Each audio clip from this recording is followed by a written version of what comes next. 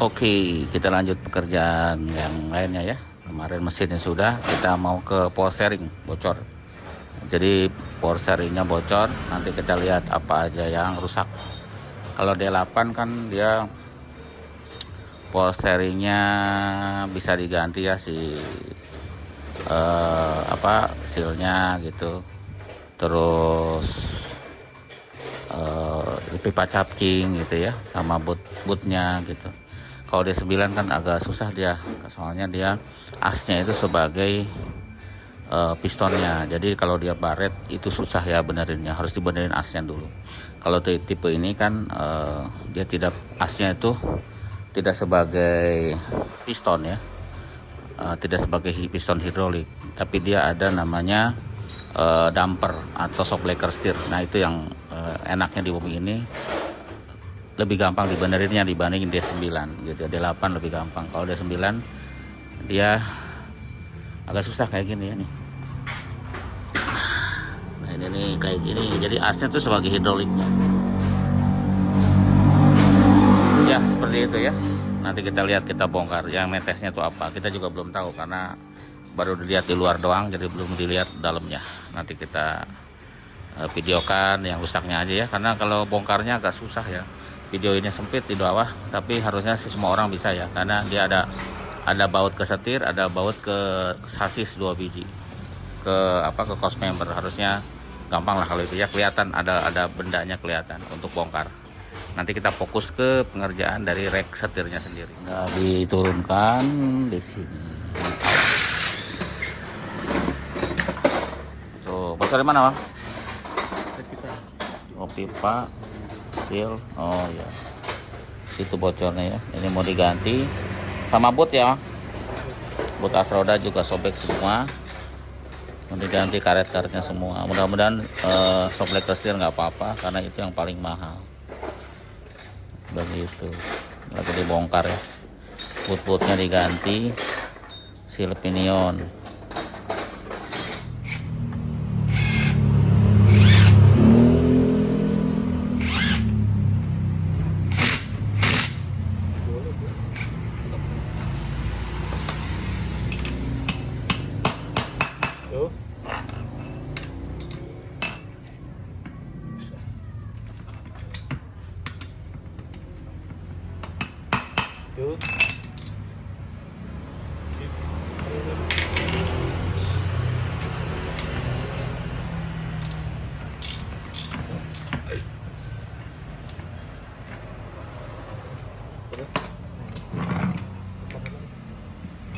Genep kelas ya. 18. Mau hujan, gelap banget. Padahal baru jam 4 udah gelap.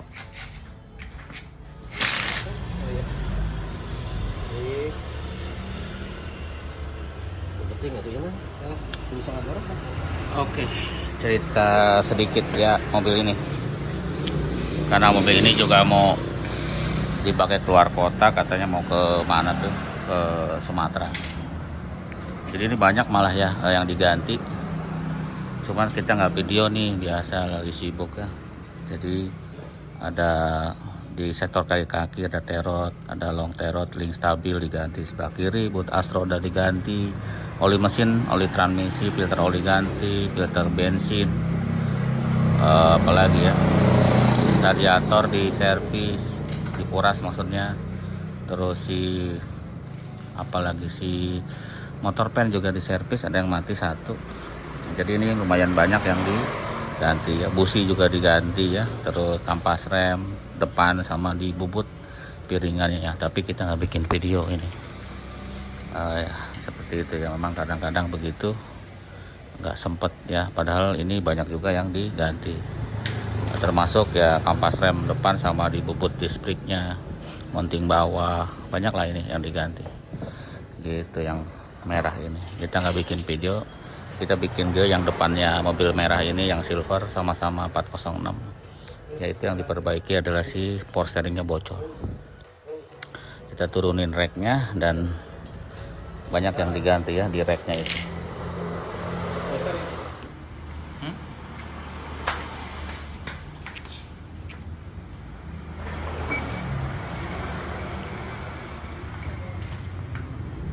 Jadi 406 itu mobil yang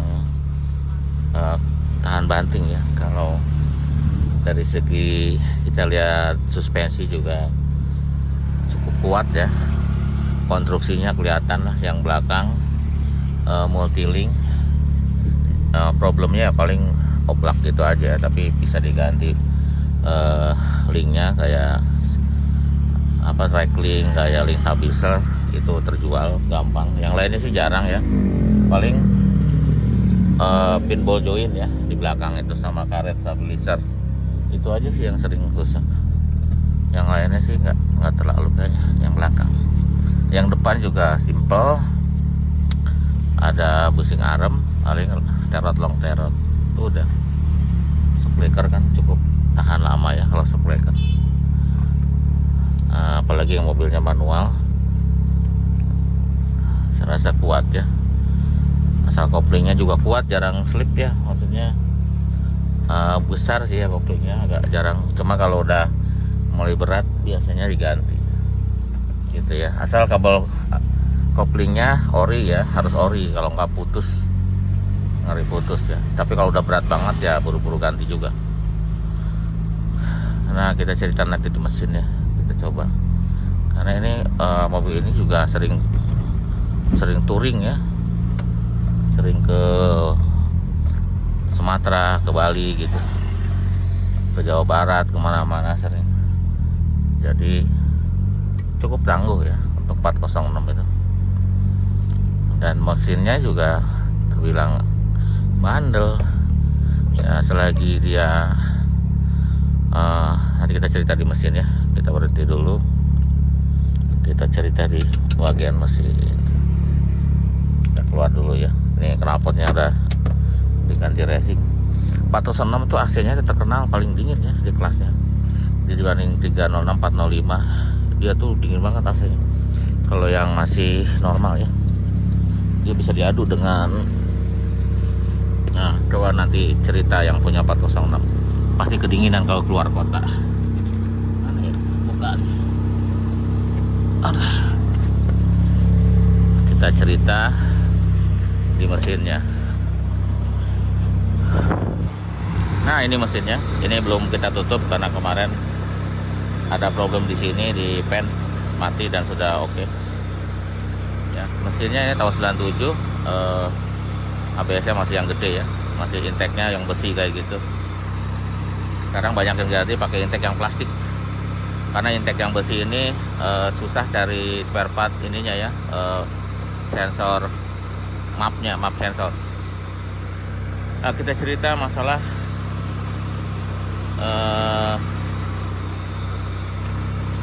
masalah cooling system ya, pendinginan. Jadi selagi radiatornya tidak bocor kayak gini kan oke nih, radiatornya tidak bocor, terus selang-selangnya tidak kembung ya, masih normal lah, tidak kembung gitu. Yang bawah juga tidak kembung, kayaknya oke gitu ya. Apalagi udah pernah top OH, jadi packingnya udah pernah diganti, harusnya aman ya, harusnya. Dan mesinnya itu bandel karena dia bloknya dari besi ya, dari cor, terus headnya yang 16 valve, jadi tenaganya biasanya enak di atas ya, enak di atas. Jadi di atasnya kayak nggak ada berhentinya tenaganya, ada terus biasanya gitu. Kalau yang 16 valve ya, beda sama 8 valve. 8 valve biasanya tarikan awalnya yang lebih besar. Makanya mesin 406 banyak dipakai di mobil lain ya, seperti di 306, di 405 juga banyak yang pakai. Di partner juga ya, saya lihat pernah ada yang pakai di partner. Jadi berarti kan mobil ini bandel gitu, orang mau susah-susah swap dari sini ke 306. Secara ini kan bisa asal sama dudukannya ya. Kalau mau di 306 atau 405 harus sama dudukan mountingnya, apa sebutannya, bracket mounting. Jadi kalau enggak ya nggak bisa. Jadi harus komplit. Jadi nggak bisa pakai bracket mountingnya punya 306, itu nggak bisa, harus pakai 406 juga. makanya banyak yang dipakai. Terus apalagi ya, ya selang-selang harus bagus, karena kalau dia bocor ya airnya habis dan overheat. Ini juga ya, ini sini ada elbow atas, elbow bawah juga dicek ya, karena di bawah nggak kelihatan, sekali-sekali ngolong dilihat. Jadi dia jangan sampai bocor ya, atau udah rembes gitu, buru-buru ganti lah kalau indikasi kayak gitu. Terus apalagi mounting, ini kan kelihatan tuh mountingnya bagus, yang bracket juga bagus, mounting bawah bagus, mounting transmisi bagus. Nah, biasanya di gas dia nggak, gerakannya hanya sedikit doang kalau di gas. Kalau udah rusak biasanya banyak gerakannya. Nah itu juga karena itu mempengaruhi nanti ke selang-selangnya ketarik-tarik. Kalau dia goyangannya terlalu banyak, bisa dia masalah ya ke selang air radiator, ke selang power steering, ke kabel-kabel. Jadi nanti ketarik-tarik. Seperti itu. Sama yang terakhir saya bilang tadi, kabel kopling dia harus bagus. Harusnya asli ya kalau dia. Kalau KW dia nanti bisa molor, bisa putus. Harus yang asli ya kalau kabel kopling. Dan kalau udah gejala berat, koplingnya diganti. Walaupun belum selip tapi udah keras, enakan diganti. Seperti itu ya untuk 406. Lampu sih pakai standar juga terang. Nah, suspensi depan juga simple dan cukup kuat, cukup badak. Ya asal diganti busing arm biasanya, karena busing arm ball join ya itu aja ya penyakitnya. Busing arm ball join terot lah, tolong terot lah. Nah kalau yang belakang itu lebih ke apa ya? Ya ada link-linknya, ada link stabil, ada track link, ada pin ball joint ya, sama satu lagi karet lang, itu aja diganti. Kalau kampas rem agak jarang juga, kuat kalau yang belakang. Jadi pakai kaleng karena mungkin lebih ringan, dan nanti kalau diganti ban juga lebih gampang kan, ada persamaan yang ring 15. Bukan kalau untuk keluar kota jangan cari yang racing karena nanti kalau dia pertama kalau cari bannya juga mungkin agak lebih sulit. Kedua, kalau bannya tipis otomatis dia kalau kena gampang bocor ya, karena aspal yang di tol gitu kan banyak yang pecah tuh. Kalau jadi minimal bannya tebelnya 65 ya itu udah cukup. Jadi bisa nahan dari jalanan yang di tol, yang nanti ada tol yang bolong, yang patah, kita lancip itu bisa ketahan gitu, jadi aman kalau untuk luar kota, karena ini seringnya ke luar kota. Seperti itu ya. Jadi terus gede yang pasti, jadi enak kalau yang gede-gede gini, di bawahnya enak, bagasinya cukup lebar bagasinya cukup bawa barang. Terus kalau yang buat berempat juga sangat luas ya, atau kalau belum masuk anak kecil gitu apalagi bisa ada tenda, dibikin kasur di belakang. Hujan ya, kita naik mobil lagi. Oh ya lupa, nanti cek juga relay ya, relay pen itu kan 3 biji, ada serep juga harusnya. Ada serep relay sama rumahnya lah. Nanti kalau di luar kota terbakar bisa diganti sendiri, bisa lah. Relay kan tinggal tancap aja, mendingan bawa serep. Terus pompa bensin juga ya diganti aja kalau udah lama, jadi biar tenang. Terus ada serep juga tetap 1 ya, biar aman. Timing belt juga kalau udah 3 tahun 4 tahun ganti ya, 3 tahun 4 tahun ya, maksimal 5 tahun lah, ganti aja timing beltnya biar aman. Jadi jangan liatin kilometer, umur aja lah, karena karet ya. Panbel ya dilihat aja kan, kalau retak-retak kelihatan. Yang kayak barusan kan nggak ada suara lahar bunyi ya, lahar bunyi di panbel itu harusnya sih aman. Kalau udah ada suara gemuruh di panbel, baiknya diganti. Bisa inilah, kan yang punya mobil ini juga nggak ngerti banget mobil ya, minimal bisa ngerasain kalau ada gejala yang nggak enak. Seperti ini suara ininya kok nggak biasanya nih, suara deket panbel gemuruh nih gitu. Nah itu nanti kasih tahu bengkelnya, pasti ada lahar-lahar yang rusak gitu. Kalau water pump juga kalau belum pernah ganti ya ganti. Memang sih kalau untuk touring gitu ada biaya lebih walaupun belum ganti, tapi kalau udah lama ganti gitu loh. Kalau misalkan untuk touring ya, nanti kalau masalah di jalan itu kan lebih mahal lagi gitu. Kayak water pump belum pernah ganti, semenjak dipakai itu mobil ganti aja biar aman. Itu aja ya, terima kasih, sampai jumpa lagi, mudah-mudahan ada manfaatnya.